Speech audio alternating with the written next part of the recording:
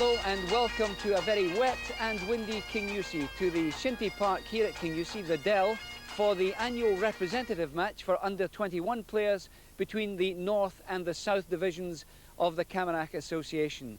It's a match which will see the winners gain the Grampian Television Trophy. And it's one which is very important because at the end of the day, it will go towards the selection of the Scottish international team to play Ireland in the Shinty hurling match at Inverness next month. And the man who will be paying very special attention to the action here on the field this afternoon is the man who will be selecting that Scottish team, Donny Grant. He's the man who's been largely responsible for making Kingussie Shinty Club a real force in the sport. The manager of an electrical wholesale depot in Inverness, Donny's been involved in the game for 40 years, winning his first medal in 1949. As a former international player and a member of the Camanachd Association's executive committee, he feels the North and South teams are well balanced. I think they're pretty evenly balanced this year. Possibly the North team will have the advantage in forward line. They're a very young forward line, but they're a really top-class forward line. And the South team, I think, will be stronger in defence. So I think that will be the main point of the game on Saturday. The South defence against the North forward line will be quite interesting. And of course, this season, and indeed in recent weeks, we've seen the emergence of Sky Camanachd in the big frame, as it were. Will they play a big part? Will their players play a big part on Saturday? Well, they will, and it'll be interesting to see how they perform in the select game. They have one defender and one midfield player in the team, and you know, I'll certainly be very interested to see how they perform away from their club situation, which is a different game for them to play, where they don't know the players around them so well. They're in a different unit, but it'll be interesting to see how they adapt to that game. Now, you took over the job as convener of coaching for the Camanachd Association less than 2 years ago. Is the game coming along as quickly and as positively as you would like to see it? Not as much as I would like, obviously, but it is coming on, and I see a big difference in quite a number of teams. You just mentioned Skye, and I think Fort William, quite safely, you could say, is another one who have progressed very well, simply because they have a long-term coaching policy. And hopefully other clubs will see the light and follow, and this will only improve the standard of the game in the long time. But how do you see your job? Is your job really to try and get the message over to the potential coaches? Yes, well, we've got to get some organisation at a coaching level, which we didn't really have before. We're trying to set up area coaching committees, which we have got 3 set up, possibly 4 within the next few months. There's possibly another 4 to set up, and once we get these organised, then we can go into it in more depth and take coaching a step further in Shinty than it's been before. And is the coaching, is the game still strong in primary schools as it was in your day? I think so. I would say there's more kids playing Shinty nowadays than ever before. It's just a case of getting the coaching on a proper level and keeping them at the game. There seems to be a problem perhaps in senior school level, where there's so many other sports that they've got to try, and that they get some of them, we obviously lose some of them. But the clubs are fighting back now. They've got teams at under 14 and under 17 at club level, so this is helping. So I think there's no real problem. It's just going to be a matter of time to get the whole situation working. So how important would you say the Grampian Television Cup is to the young players? Because I suppose it's something for them to look forward to and aim at. I think it's been a tremendous success, and the fact that both the North and the South areas have organised trial matches, 3 in fact in each area, so that, you know, you're pulling in 50 or 60 players in each area and giving them the chance of being representing their area. And I felt it's really good, because we've seen players coming through like Alec McNichol from Kilmally, his first sort of major appearance last year. Now he's the North Player of the Year, and he's back in the team again this year. These are the guys that, you know, that's the incentive for them, and it's working.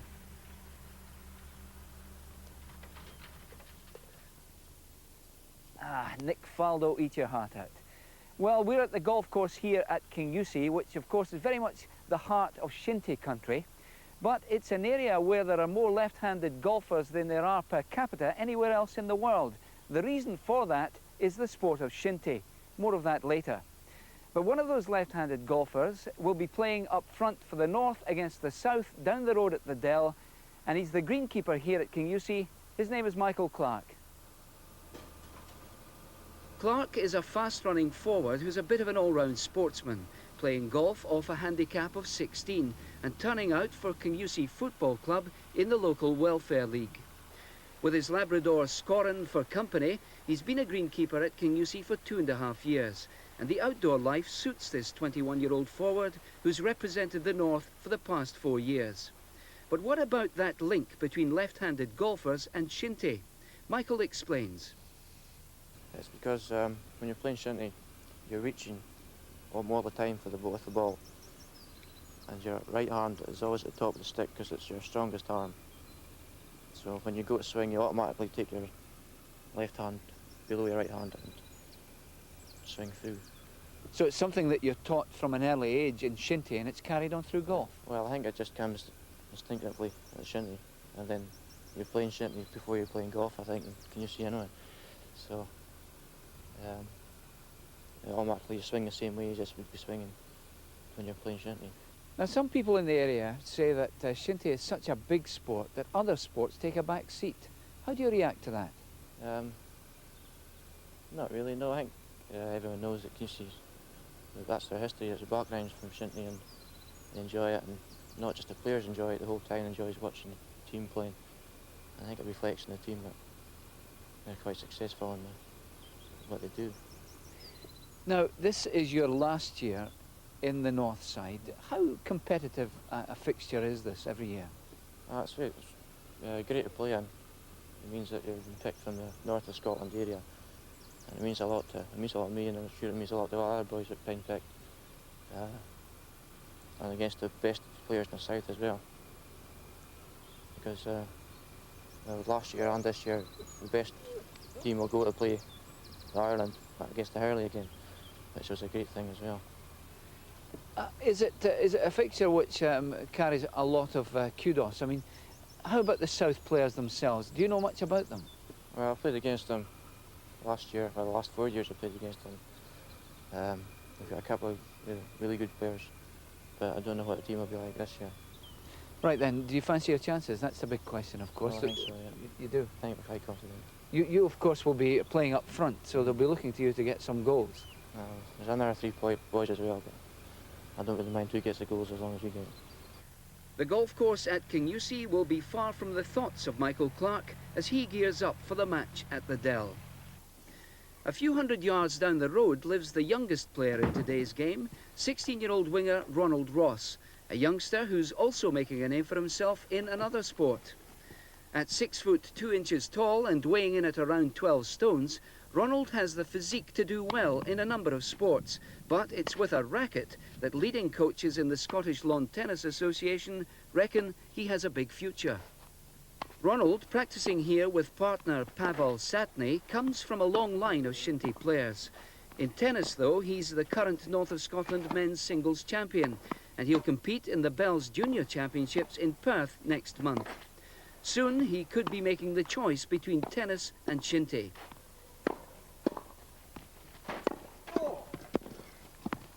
Well done, Ronald. That looks as if you're enjoying yourself there. Aye. Now tell me, as you become better at tennis and become better known indeed at the sport, will Shinty take a back seat?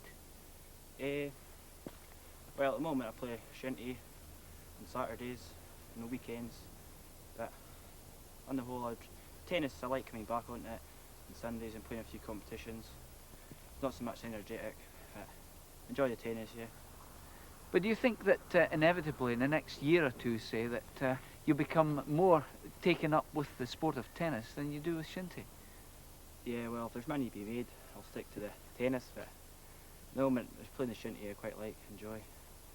But yeah, if I get more sponsors and that, yeah, keep the tennis. But how difficult is it for you living away up here to become involved in the national competitions? It must be costly as well. I found that a problem, but my mum and dad have been good to me. They've paid all my expenses and that. I've had a few grants, but it's a problem getting players to play with, because really there's no one up here. I have to travel to Inverness, my nearest place, and that is a problem. Now, looking at the match, the North versus the South, there you are, the youngest man in the team. How do you feel about playing in such an important game? Well, it's a good honour to be playing. But I won't be frightened. I wouldn't, not really. When I play in the third division, most of the opponents I play against are 6, 7 years older than me, so I'll be used to that. But it's a very physical game, Shinty. I mean, you have run the risk, don't you, of becoming seriously injured? Yeah, well, I've had a few injuries, but minor ones, really.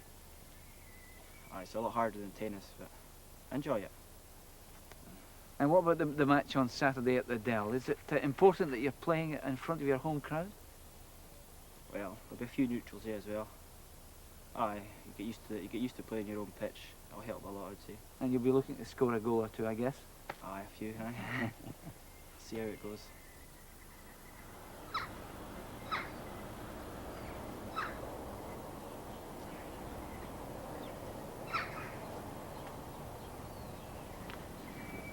It was here in the Victoria Hall in Kingussie on a cold October night in 1893 that the Camanachd Association was formed. This is the original minute book from that meeting, and it tells us, among other things, that it was resolved that each club joining the association should pay an annual subscription of 10 shillings.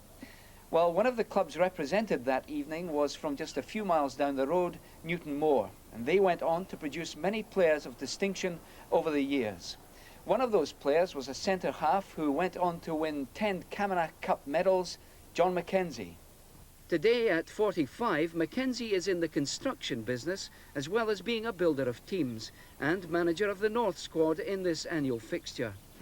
Over the years, he's coached Newton Moor to many important victories, and along with 2 other officials, he selects the North team. And he's looking for something special from them at the Dell today. Well, the annual competition is probably the climax of the season for the under-21s, both north and south in the Shinty circles, really. It's very important for them because in actual fact it culminates with the opportunity of them being hopefully selected for the international team, which competes against Ireland for the Shinty Hurling International. Now, how is Shinty doing as a sport overall, as far as the youngsters are concerned? Generally speaking, it's thriving at the moment. The amount of youngsters participating in the game now, I would say, is considerably more than what it was, say, even 10 years ago. The coaching system appears to be working well.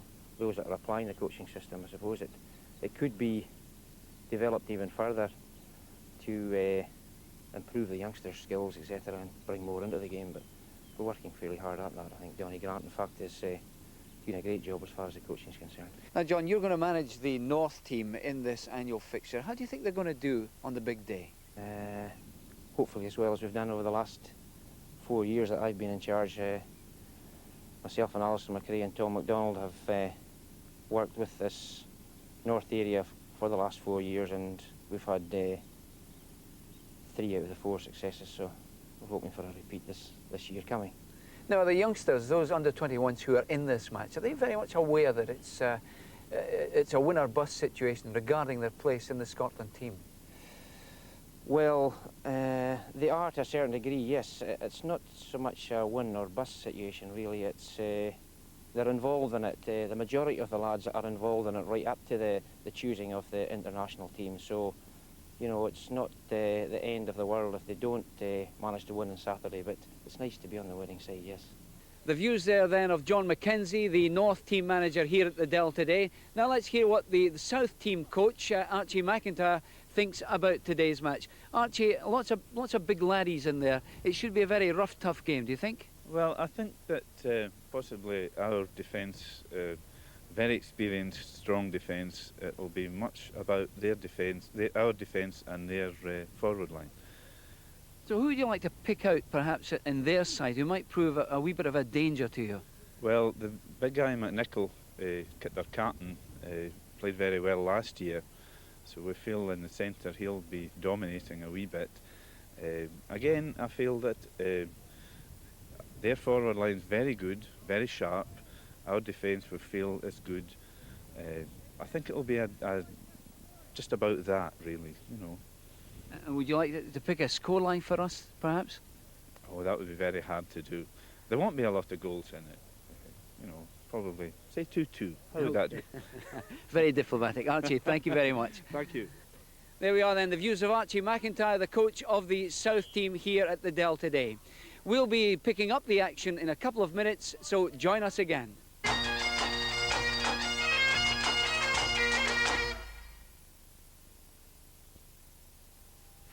We're all individuals, and we all like to play our different parts. So isn't it strange that when it comes to saving, we play the same old tune?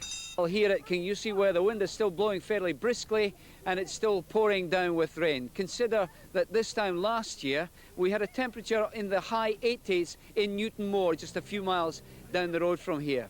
Well, as I go and try and find myself some shelter somewhere, I'll leave you in the very capable hands of our commentary team of Ian Cameron and Ian Anderson. The north side has a formidable weight of experience carried on its youthful shoulders, with two members of its defensive setup last seen in action when in opposition in the final of the Camanachd Cup. Ewan Crossall McKinnon of Skye, number 4, who had such a splendid game then, and alongside him the Himalayan mountaineer Geoffrey Kirk of Newton Moor, number 5, who's got such a marvellous touch with the stick. The captain is Alec McNichol of Kilmally, the North Player of the Year, and a doughty opponent. He's number 7. While this fellow, Michael Clark, who's enjoyed the benefits of playing in the very successful Kingussie side, is at centre forward. And at full forward, one of young Scotland's most accomplished sportsmen, an outstanding tennis prospect and a marvellous shinty player, Ronald Ross. A south side with the considerable physical presence of its captain, number 2, John McGregor of Oban Celtic, 6'2" and 14 stones of him, playing behind Scotland's captain in Dublin last year, Glenorchy's distinctive blonde Alan McKechnie. And alongside him, his club colleague, renowned for the sharpness of his pace, number 5, John Cowan at centre half. There's a policeman at number 6, and he's Gregor Hendry from Inverera, who's fond of a spot of fishing when he's not pounding the beat. While up front, their full forward is Fraser MacDonald, number 12 of Kyle's Athletic, and he's played in the last 2 Grampian finals, the south side.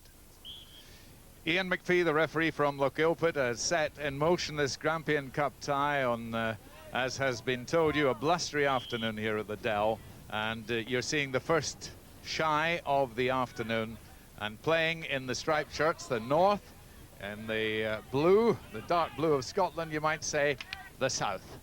Stripped specially commissioned for this particular game, and a marvellous entertainment in prospect.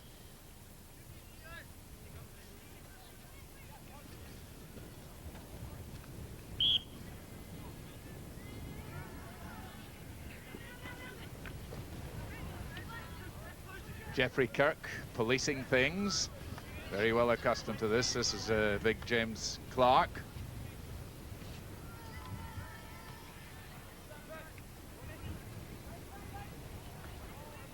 And Ross knocking it through, but John McGregor, the South captain, just getting on top of matters, but he hasn't properly cleared it. He gets another chance to do it. That's better.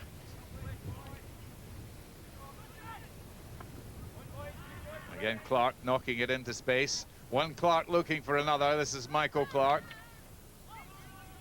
Put it through the middle there. And clearing is Cowan. Blast on the referee's whistle.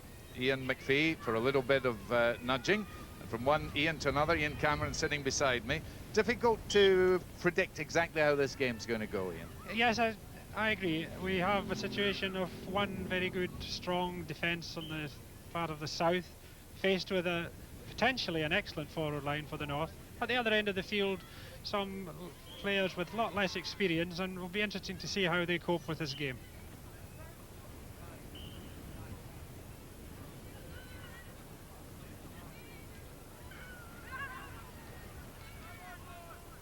Ross with a chance. McGregor. Oh. McGregor's been taken out of the centre place. This is Michael Clark. Yes, that's dangerous. It's been put for a corner, I think. So that was the first real chance of the game. Michael Clark saw saw that there was an opportunity for shooting. Yeah, there he's lining it up. He hit the ground first, didn't strike it properly. An awkward bounce for the goalkeeper, and in fact, Borthwick just misjudged the bounce and it's gone straight by.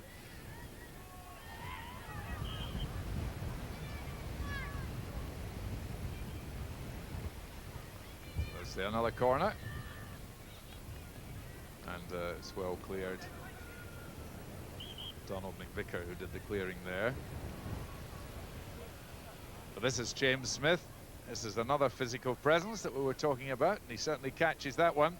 A chance there for Victor Smith, but it's gone for the bye. And we've seen virtually nothing of any close quarter play, of any dribbling, of any holding and looking, trying to pick out man. I suppose that's a reflection of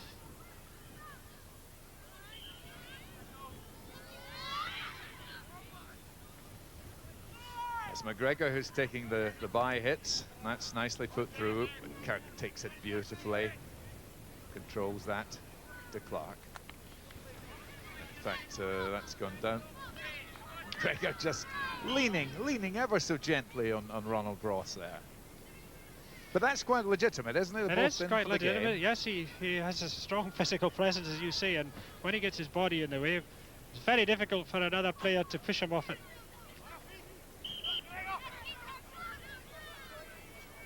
So it's Clark with the shy again, and again McGregor picks it up and comes out of it.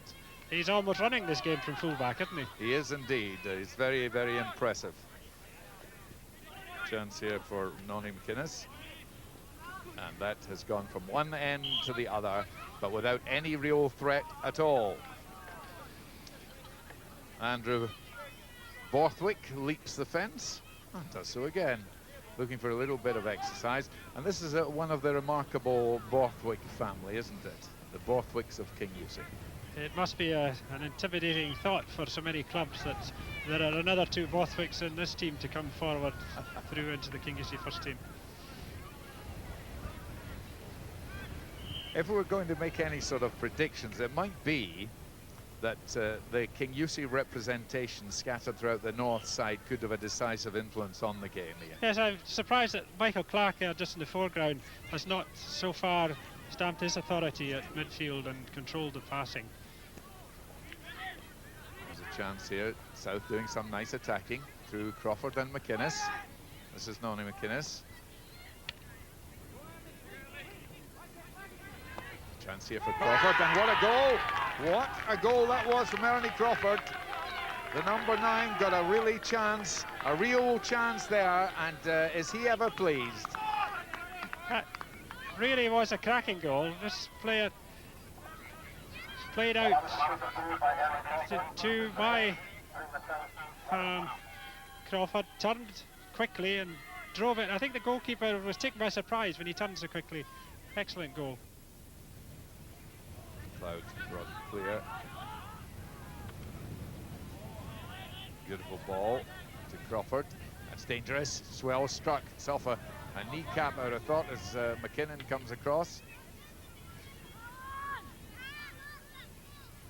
The South looking very determined now, and they're starting to create problems. Jeffrey Kirk's right over there. Cowan and Ross contesting. John Cowan of Glenorchy. We saw him at Inverness a few weeks ago in the League Cup final. Known as a very pacey fellow indeed over the distance.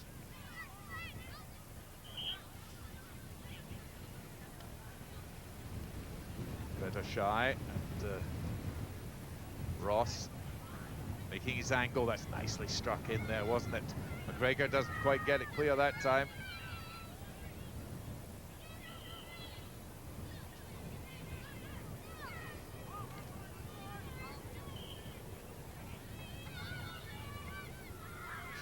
Coming in again, McGregor reaches up from his 6'2", and that was whacked in, but it was whacked in by Alistair Borthwick there into the side netting, and that was another of the Borthwicks to which Ian Cameron was referring a little while ago. Yes, he just hit the ball on the turn goalkeeper wisely left it and let it go by. McKinnon putting it through there. So nudge, Donald McLeod.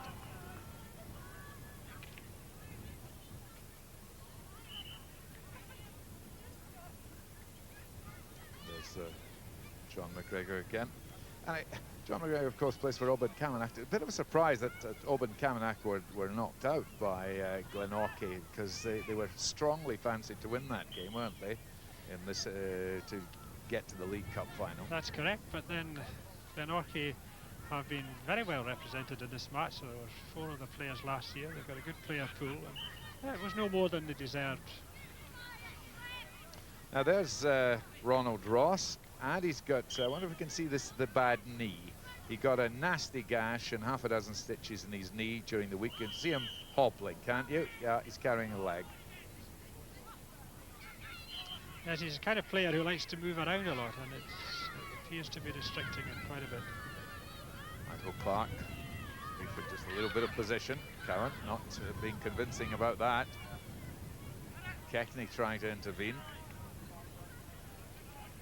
There's a little check by McGregor there, passed unnoticed. Smith, oh, it's there!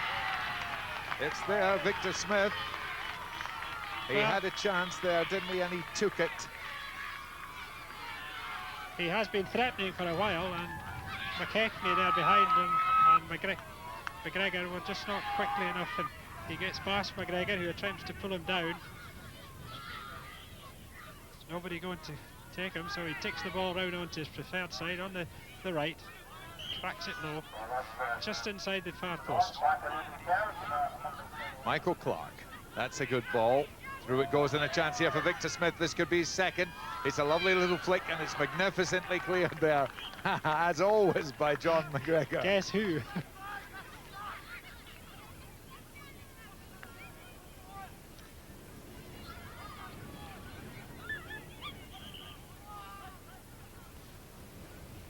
The corner coming across, McGregor and McKechnie, and oh well, there was very nearly another chance there for yes, Victor he got Smith. it. He seems to have taken a knock on the elbow as he hit that, but hit the side netting, very close. Victor Smith has had a fine game. He's troubled McKechnie. He's not a regular player in some sense for Fort William, but he's very, very useful at the moment.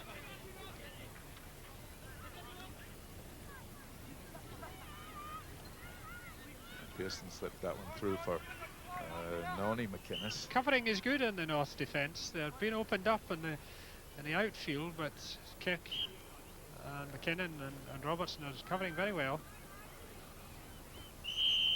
Some hefty challenging going on there. It was Fraser McDonald, the number 12, the full forward, who was penalised. He doesn't believe it, actually. No, not me, surely.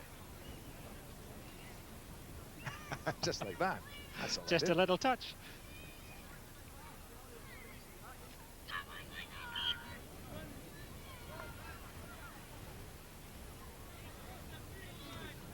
Well, the hitting has been wayward, to say the least. Some of it we're going to attribute to the wind, but some of it is not out of the top class. No, it has to be said. Some of it is in fact, carelessness.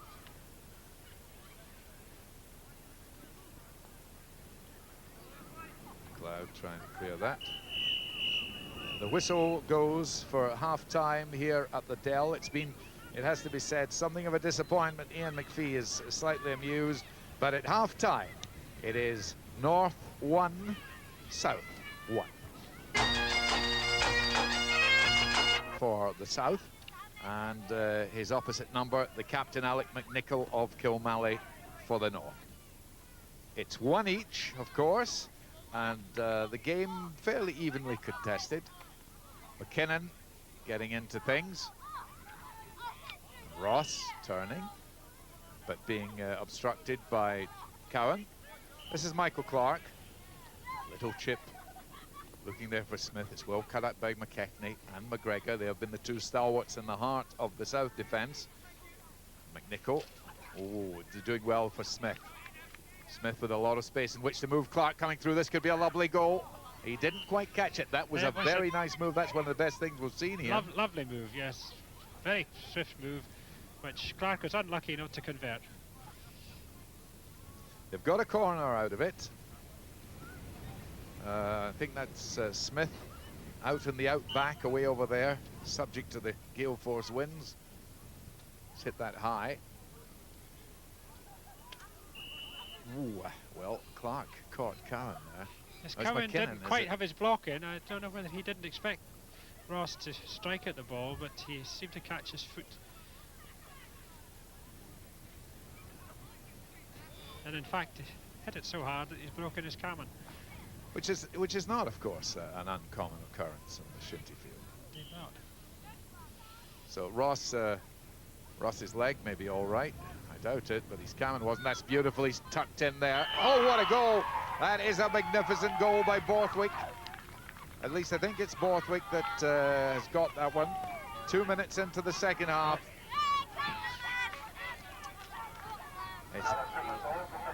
We're pretty sure it's Victor Smith who's got the goal, and if that is so, that's his second goal.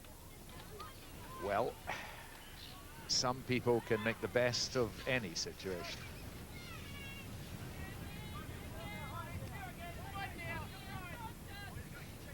McNichol, the North Player of the Year, remember McNichol. Now McPherson's got to come clear. He gets a ricochet, and this is dangerous. There's a chance here. There's an unguarded goal. McGregor desperately in there. Still the chance is on. Look at the scramble. And Michael Clark says, referee, would you look at that? What does a referee do in a case like that, Ian? Well, he blows the whistle and hopes that somebody will load up, I think. Now, is that Smith or Borthwick? It's Borthwick, is it? I think it's Ross, actually. I think it's Ronald Ross. Who had the injury, of course. Who had the injury already, and yes, it's Ross. It seems to be his foot this time, or perhaps just a touch of cramp because he's been protecting that knee, and perhaps it's a little muscle strain. Let's see how that happened then. Well, rather, it was McGregor who tried to get it out. It was blocked. Goalkeeper is back on his line by this time. Well, it's been going for some time. And it looks as if Ross's leg was being held there while he was trying to extricate himself. Hold him down and hit him. Well, I think it was one was holding him and the other was hitting. Little flick, and there's certainly a jersey was being held there, but Ian McPhee has seen nothing wrong, and it's going to be a bye hit.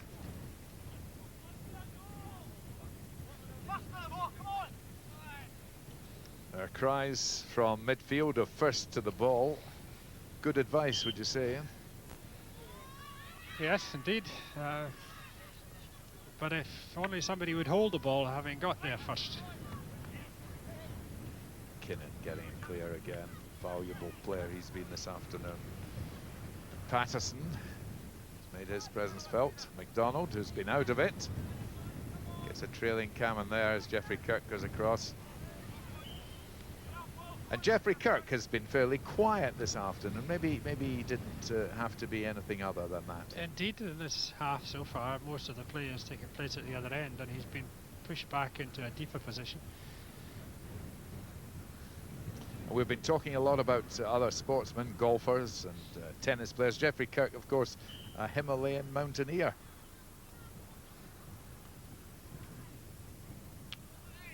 Chance in. There's a little chance here. And that was a bit of a scramble and a definite clear chance for Jamie Pearson, number 10 there. Well, that's the first time that Andrew Borthwick has been asked to come into play for a long time. He came out there and smartly flicked the ball by for the corner. So the corner, and Jamie Pearson not affected by that blow to the head. Well, that requires to be taken again because Ian McPhee was in deep conference with Fraser McDonald about what, we do not know. So another chance here with the corner. It's McNaughton right across the face of the goal. And that was put away for the corner, so Pearson again managed to get his shot in there. Yes, Ian. that was a good shot. In fact, he couldn't see the goal. His view was blocked by the defender, but he got a shot in, and it seemed to hit the goalkeeper in the foot.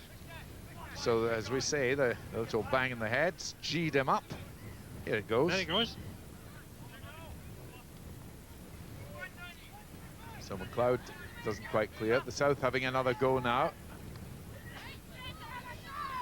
And that one for Fraser McDonald from Pearson. And he puts that well over the top. Which almost ended up in the cafeteria behind the goals. Where several of the players might like to go themselves. Well, when you referred to the referee having a chat with Fraser McDonald, I think they were probably discussing the weather a few seconds ago. Certainly the grim looks on their faces. Well, it is an astonishing fact that just one day beyond Midsummer's Day, I think the players are having difficulty holding the sticks. It's so cold. That's reflected in some of the poor hitting that we're seeing at the moment. Well, we've known it very hot here at this time of year. Not today. Well, there's no doubting the efficacy of Andrew Borthwick. He discretion's the better part of valor there. Yeah. Interesting there that the goalkeeper, you could see, has his trousers tucked inside his stockings like that. That's interesting to see that.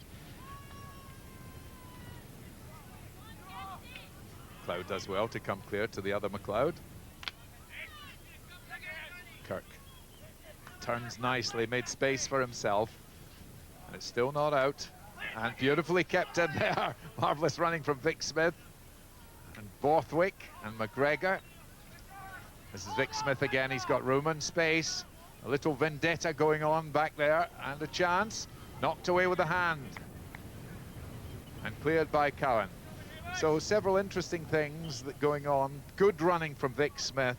And the legal use of the hand by the goalkeeper here. That's the third time he's done that. And I remarked earlier about the North goalkeeper. In fact, both goalkeepers have got the trousers tucked inside the socks. And this is something that, if you may recall seeing Hugh Chisholm at Camanachd Cup final, he doesn't do, because he believes that it gives you extra ability to stop a ball on the ground if your trousers are loose. But two young goalkeepers today prefer to have it neat and tidy, tucked inside the stockings.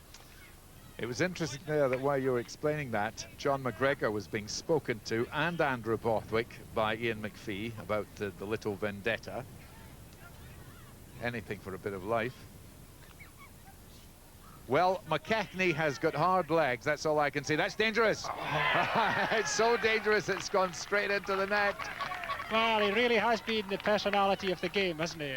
31 minutes played, and Vic Smith, that's his hat-trick. Hat-trick. This is how it happened. Yes, there appeared to be no danger at all, but after he beat McKechnie, he had space, and he just took his time and drove it so hard, the keeper put his hand up, but it was behind him in the net. And I think this young man has probably booked his place in the international team in Inverness. Not much doubt about that. And there's a process of softening up Alan McKechnie. He's pleased, isn't he? Alan McKechnie's taken the most tremendous blows on his shins all afternoon and never winced. I think his pride will be hurt even more than his shins, whereas his direct opponent has now scored 3 goals. Ian McPhee throwing it up. Patterson cuts that out nicely. Kirk. Oh yes. Lovely bit of stick work. Well, that's delightful play. Kirk, and this time Vic Smith was just a little bit OTT, wouldn't you have said? Yes, he was just a little eager to get at the ball there and climbing over Alan. And that takes a bit of doing. That's McKechnie then. Crawford came in. Kinnan didn't clear that one. Nice turn from McDonald, but he didn't get any kind of support. South desperate to get back into play now. Kinnan keeps it in play, does very well, but in fact it's been judged to have been over the line. Well, the South have in fact made another positional change. That Alistair Patterson, full centre, there he is on the ball, has gone forward. And here's Jamie Pearson, who's playing in the centre at the moment.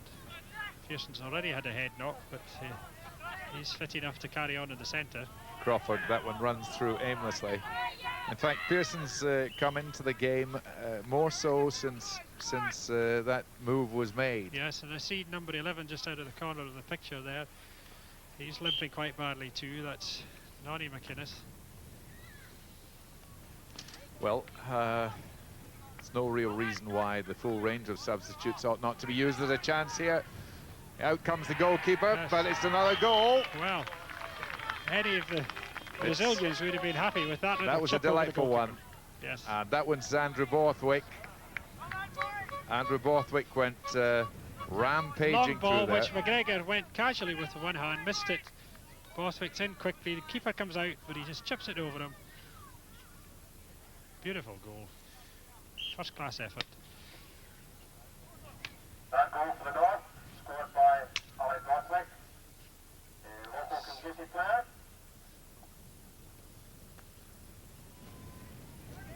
So Pearson has put that across field, but it's immediately been replied. McGregor having to go back, and Borthwick again tries to set it up, and I think it's fair to say that Borthwick has been done by McGregor. Yeah, there's no two ways about that. McGregor is being spoken to by Ian McPhee. Now, he already has been spoken to. He's the captain. No, come back here, my boy. Not a comforting hand or word. Yeah, so I must say that although John McGregor has terrific talent, great skill, he is inclined to become over robust at times, and he has fallen foul of referees on a number of occasions. And it'd be a shame if such a glorious career were to be spoiled at this stage by just a little bit of rough play. Can I have a look at this? Ah. Yes.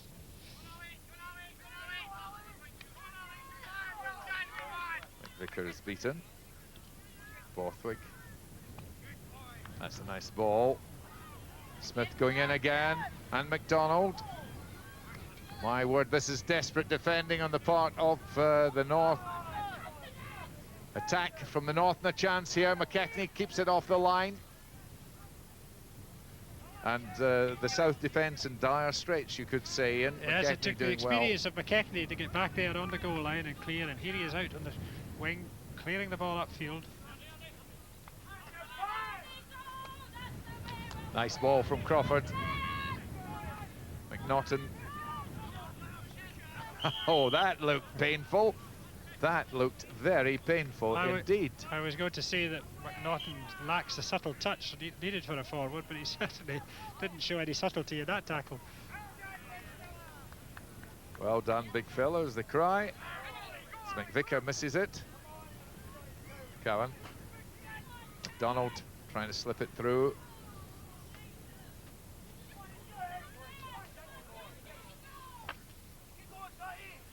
McNichol looking for Clark to retrieve it. As McGregor comes across, nice little dummy. McVicker concedes the corner. The weather has improved just a little bit. It's got brighter, the wind's dipped a little, and there's no rain. Last year at this game, the temperature recorded 86 degrees. So you can make the comparison for yourself. McDonald whacks it in.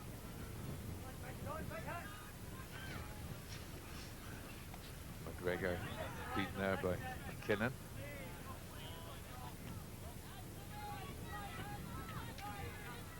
McNichol, who's become such an influential figure this afternoon, as Borthwick runs left and McVicker tries to cover.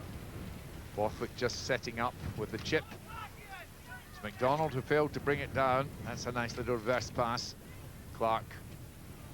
Oh, what a beautiful goal! And that's 4 goals for Vic Smith. He couldn't believe that. I would say that was the best goal of the afternoon. What a beautifully constructed goal.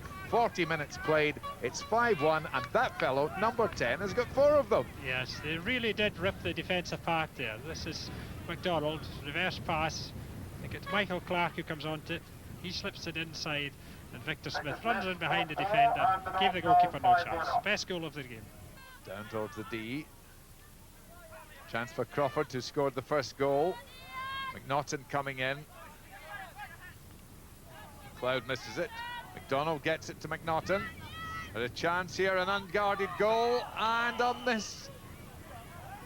Well, poor old Fraser McDonald has not had the happiest of afternoons. No, that really sums up the whole afternoon for them. They worked the ball very well. This is McNaughton, puts the ball inside to McDonald. Goalkeeper was out of the goals, but he slipped it past. Jamie McLean, who's come on as substitute in the last few seconds, immediately involved in a stramash. There he is, Jamie McLean of Fort William, number 14.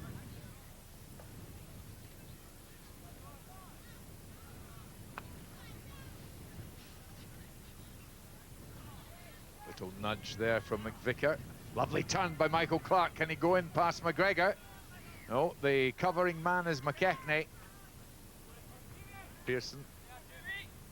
McLean working it clear. McDonald seems very deft at this, and if Clark had been able to take that in, it might well have been a goal. It almost was. Nice bit of play. Ian McDonald, who's come on as substitute from Glenurquhart, has some awfully nice touches here. And he has a sizable physical presence too. In fact, he's caused a lot of problems since he came on. This is Smith again inside. He just hooks it over the top.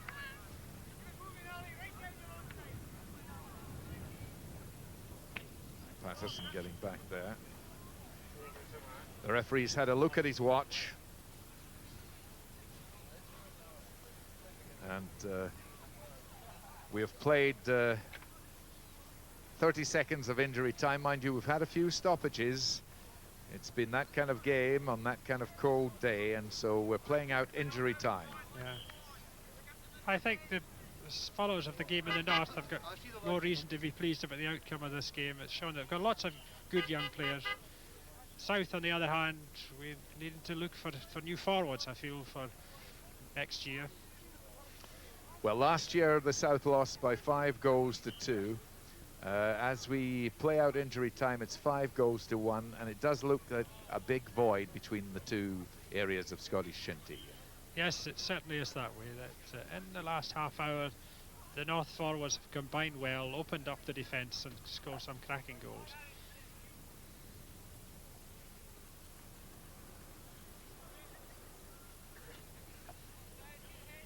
I should think that Donny Grant will have to rely heavily on these players when he comes to select his team to play Ireland. The whistle goes for full time. Ian McPhee blows, and the outcome has been a very decisive and a thoroughly well-deserved victory for the North by 5 goals to 1. Donny Grant, you have the job now of picking the Scotland team from what you've seen here at the Dell today. What kind of pointers do you think you've got? Well, it was very encouraging. The conditions were a bit difficult today with the crosswind, and it was very difficult to estimate just some of the players' capabilities, but we know most of them already, and I was encouraged by a lot of performances today, especially from some of the younger players in view. It was very encouraging. You must have been particularly impressed by the form of Victor Smith with 4 goals. Yes, indeed. Victor knocked the ball into the net 4 times. I thought the whole forward line, once it got going, the North forward line, the great potential there, I think. Victor is a good goal scorer, so are the rest of them, but it was his day today, and he took his goals remarkably well. So how do you think the side, the Scotland side that you do choose, will compare with those that you've had in previous years? Well, it's always very difficult to look back and say, well, that was a great team, or this is a great team coming up. I think we've got more potential in this team, and because there's younger players here that will be picked this year who have 3 or 4 years possibly at this level, and so I think there's greater potential in the team that's coming up this time. Well, we look forward to that Shinty Hurling International in Inverness. It is, Donny, on July the 21st. Yes, indeed. Thank you. There we are then, from the Dell here at Kingussie. Still raining a bit, still a wee bit windy. From the 2 Ians on the commentary, Ian Cameron and Ian Anderson. From Donny Grant, from me, and from Cameron Ball, our special guest. Goodbye.